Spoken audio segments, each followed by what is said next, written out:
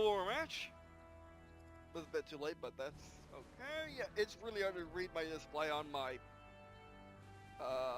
call center phone. Yeah, I use a legit headset call center phone.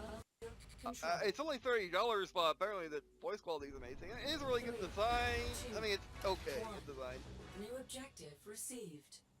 Harvester Sure. ready. Harvester ready to collect. I think spamming infantry to take the middle base is not a terrible idea. Marching orders received. And I do. I mean, I just need to get used to playing it with a mouse, which is tiny, as opposed to your finger, which is big. Unit ready. Ready for action. Oh, they're using vehicles. That's a problem. That's something you don't see every day. Oh, I got to remember. Unit ready. Drone operational.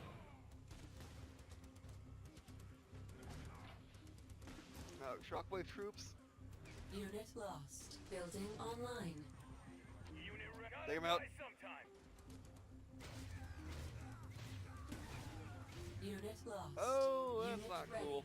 Riflemen ready to move out. Reporting. Oh, they're going for my base. They're going for the back. Oh, that's actually not a terrible strat. Riflemen lead the way. I see a light. Unit lost. Warhead launched. Unit ready. Take him out. Ready to hunt. Unit ready. Repair systems operational. Unit ready. Marching orders received. Don't mind him. I should totally go around Unit ready. like this. Riflemen ready to move Simply out. we shoot. No, we don't need to shoot. Unit lost.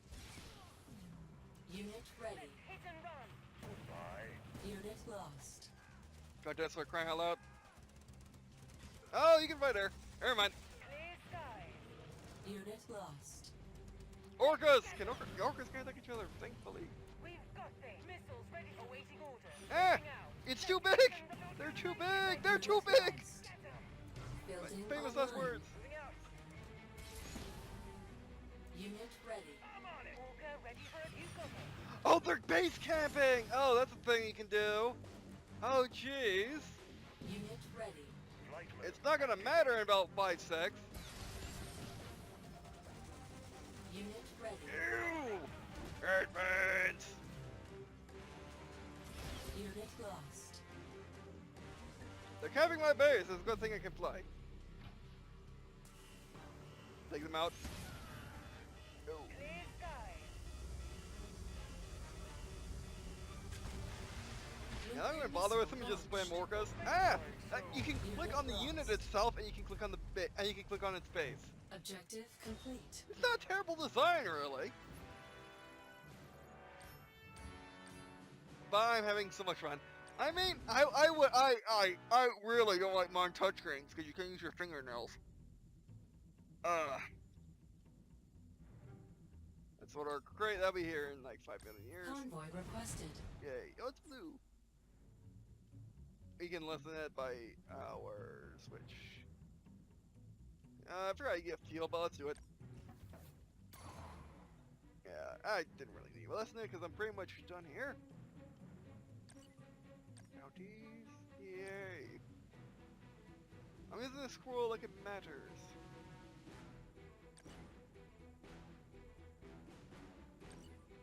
It's like I break. Great, let's sure. Like one today, yeah, you got credits. But overall, yeah, I mean, if you got a phone, and you like Command & Conquer, kind of neat this game. It's amazing. Because there are a few good RTSs on phone, or at least so I have heard. By heard, I mean actually going to a store page and they claim so.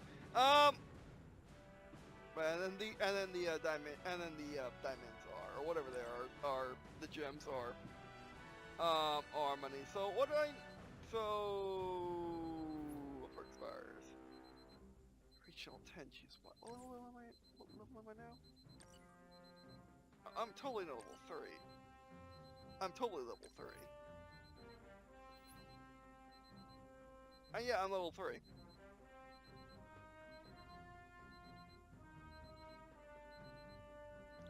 That's not, by the way. Higher levels come different gameplays. It's a balancing towards it's a balancing for skill, I believe. Like, the more complex units are later on, which is fair. Oh, there's the... I'm going to be grinding because you naturally get the Yorkai level 43. I'm not naturally getting nothing at that level. Alright, so anyway, that'll be our first video. I'm going to be grinding to get my freaking Orca in 7 days. It's doable. I can totally do it. And again, like, this game rewards you for failure. It also rewards you for winning, but like it's not Call of Duty. It's not Call of Duty or even Wolf Tanks where you feel like you just suck if you lose. In this game, you feel like you typically lose because you did something wrong, or the enemy player or the opposing player was just better than you. It's really outstanding and a great game to add to Command & Conquer. It's not what we want. It's not what we want. Is it what we need? Well, if you have a phone, which are a lot of people who really want good mobile games, which I raise my hand to that. Like it's really, I can tell you what the best mobile games are.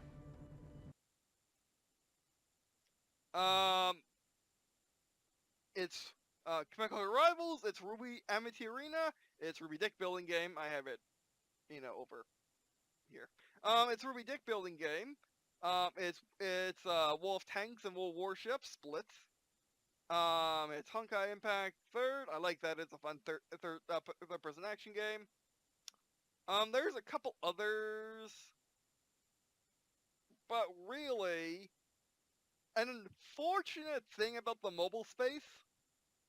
A real unfortunate thing about the mobile space is it's not geared to anyone who's willing to pay anything at once.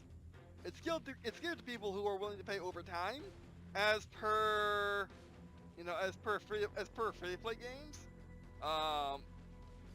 Which Ruby Amity Arena deck building game, and this are all great free-to-play games. You don't need to pay anything to play. It's strictly there in order to keep the servers running and updates.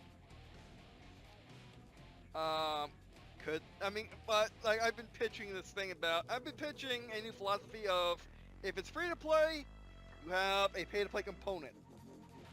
At least to play offline, which only gets the major updates.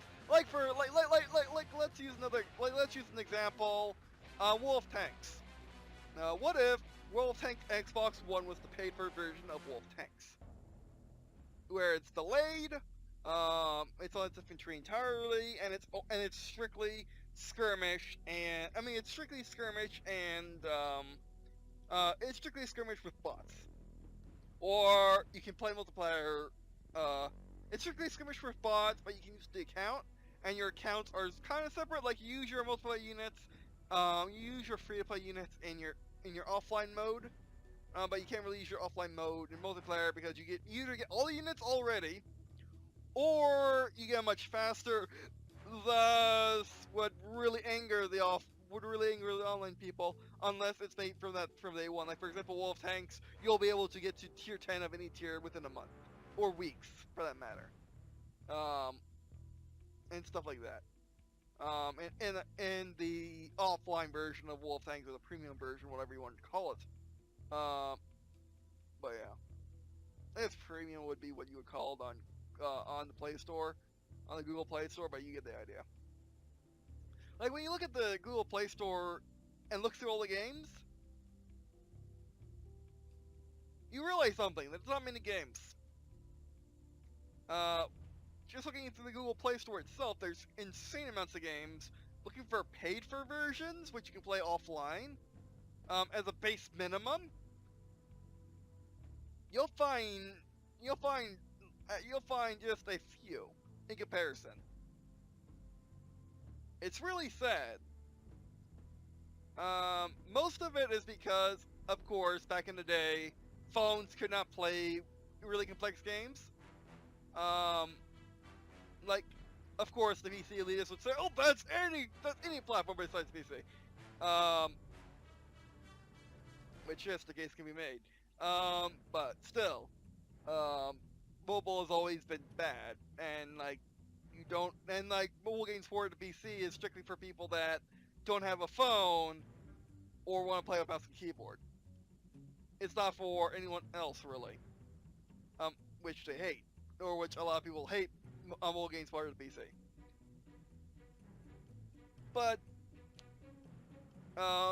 like the thing about the Google Play Store is it just does not produce, you know, experiences for hardcore gamers. Casual gamers, which, you know, which are the phone space, yes, you will have endless hours of entertainment.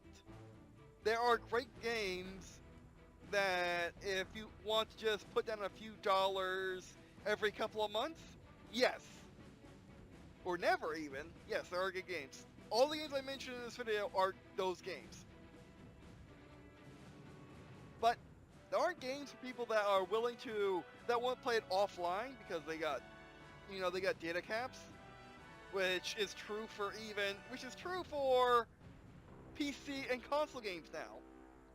With internet providers having data caps, all of them, effectively. I mean, there could be a logical reason for it, or it could be the companies being jerks. You decide. My stance is, the internet's probably getting expensive now or something. I don't know. But still, yeah, you get the idea.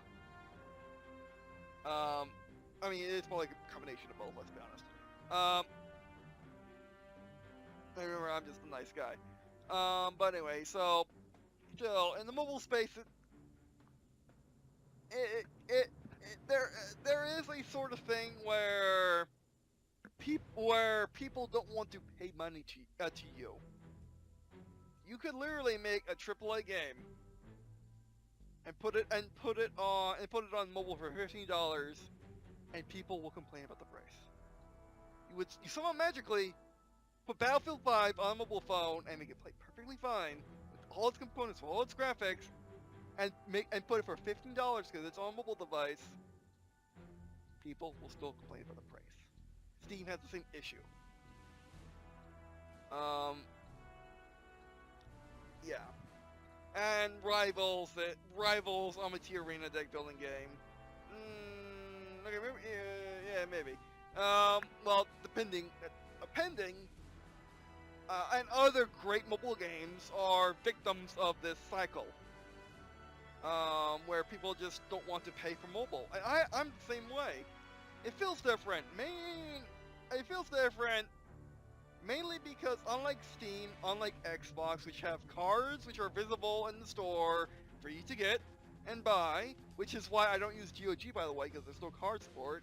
You have to use your PayPal account or credit cards, which in my family we just don't do. Well, in this side of the family we just don't do. Oh,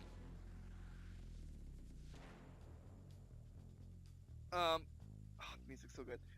But yeah, like it's just people don't want to pay for mobile kind of thing, which is sad.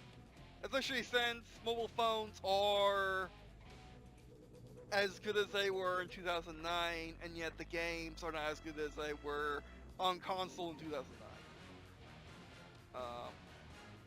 In terms of performance, anyway. Alright, but anyway, so that'll be our first video. Thanks for watching. We appreciate watching these videos. It means a lot to me. Also, I mean, if you were to subscribe, if you were to check out, yeah, I'm going to drop Patreon from the outro now. It's just not working. I'll figure out some fashion if you want to help fund this channel. Because I do need money, and I mean, just tell your friends about this channel for one. Just tell your friends about this channel, and yeah, that's all you really need, and that's all you really need to do. You don't even need to do that. Just sit down and watch these videos whenever you want to, and it's still amazing. I still feel equally honored to have you all just check out the channel whenever you feel like it. Like for example, I might upload a single player game and no one watches it until weeks later, and then you go back and watch it. That's fine. That's great. You're watching it at your own pace. That's what YouTube is for. YouTube is not Twitch. That's what I like about YouTube is the ability just to watch at your own pace. Yes, does YouTube actually understand that people do that? Of course not. It's YouTube, but still. But anyway, so yeah, just tell your friends about this channel, and don't forget to check out this story pod, the verse that you can find in the description, a little playlist below the line, and then ignore that link, and then below it you'll find the wiki to the Durverse's Golem era, which was the setting I played in when I was a kid. That was the first setting of the Durverse.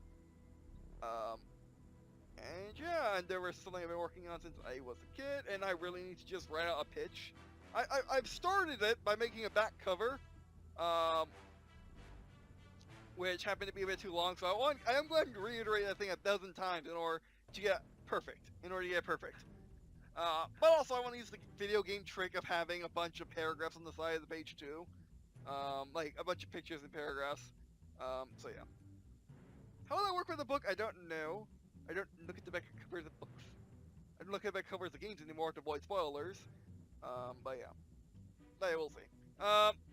And also, don't forget to check out the Google Drive Google Drive folder where you can download the lore files of the universe, from timelines to faction bios.